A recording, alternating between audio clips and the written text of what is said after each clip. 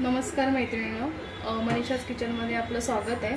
आज आपण पिठाचे घावणे बनवणार आहोत।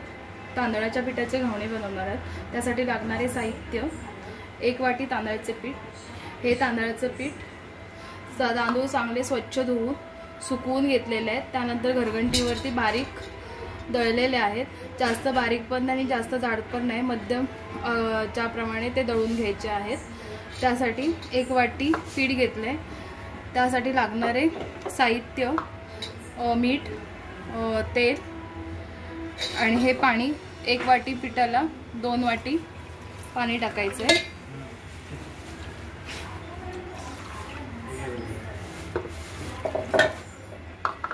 ते व्यवस्थित मिक्स करून घ्यायचं।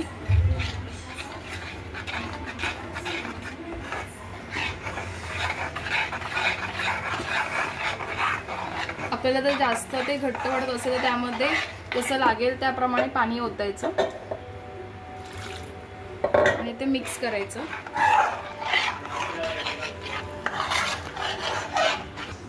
त्यामध्ये मीठ टाकून घ्यायचं 1 चमचा।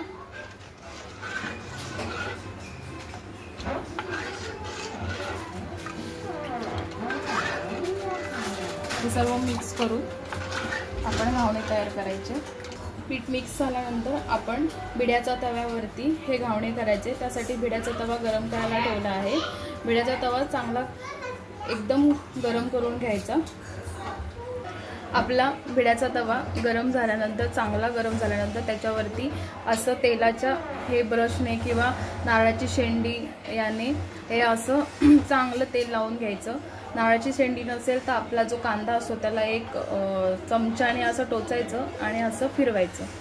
त्यानंतर पेल्याने हे असं बिड्यावरती आपले घावण्याचं पीठ हे करायचं। मग त्याच्यावरती वाफण्यासाठी 5 मिनिटं झाकण ठेवायचं। 5 मिनिटानंतर आपण हे झाकण काढायचं आणि त्याची वाफ निघून गेल्यानंतर त्याला परतायचं। असं परतून झाल्यानंतर त्याला 1 मिनिट असं ठेवायचं। 1 मिनिट वाफवल्यानंतर त्याला असं काढायचं। जाळीदार घावणे आपले तयार आहेत पिठापासून। आपले घावणे रेडी आहेत। आपण नेक्स्ट टाइम दुसरे भिजवून तांदळाचे घावणे कसे करायचे हे नेक्स्ट व्हिडिओमध्ये कधीतरी मी तुम्हाला रेसिपी दाखवेन। असंच माझ्या चॅनलला लाईक करा, शेअर करा, सबस्क्राईब करा।